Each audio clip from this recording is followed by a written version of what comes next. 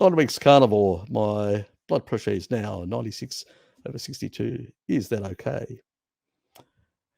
Look, some people's blood pressure, my youngest sister, I used to have a higher blood pressure. Mine's come down into the sort of 100 odd. I showed people on one of my live streams ages ago. And my sister's basically came up. So she was like you, quite low, sometimes she'd pass out. She was doing vegetarian for 25 years, had asthma. We reversed all that. So she's not a pure carnivore. She's sort of low carb. She does the, on off a couple of months, probably about half to a third of the year she'll do pure carnivore, and then she'll go back to doing some vegetables and stuff like that. So it's usually pumpkins and sweet potatoes and stuff like that she usually does. But she for a long time had a very low blood pressure and really struggled to get it up. When she does more pure carnivore, it does come up a bit compared to. She hasn't had one incident, but the key thing that actually changed her, because she struggles eating enough meat, and so it's just, I've told her, she just, I can't eat it. You're fine. I'm not going to argue with you. You don't argue with your sisters. You need to. I've got two, and I'm the middle child, so I've been basically negotiating between the two for a very long time. So let's leave it at that. But taurine is what made the difference. It sort of normalized her, because what it does is, if you've got really low blood pressure, it brings it slightly up to the normal range. If you add a bit of, you salt more, because some people have, like we have in our family, my father, myself, we oversweat. We sweat like mad very easily, and we tend to lose a lot of electrolytes. So I tend to salt my food far more. I have to. And so is my sister. She's got in the habit now of really heavily salting her food.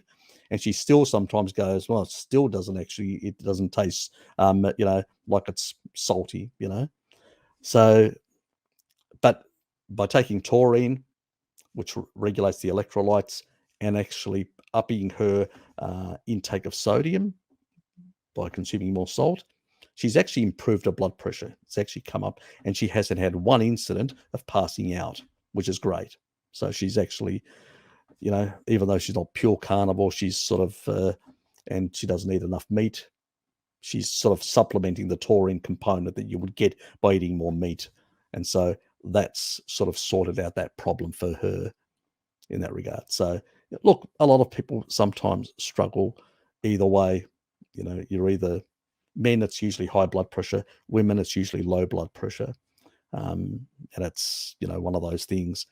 So and by eating sufficient protein, getting enough taurine, it usually regulates it. I don't know what your intake is. I don't know how you're approaching this. Some people have difficulty with certain things, the way they consume them.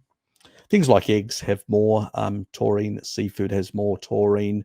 In particular, things like oysters, which I love very much. Usually, if I have oysters, I don't bother supplementing at all for the day, because, just pretty much you can get over a gram just from 3 ounces, or 85 grams. So it's not a struggle, believe me.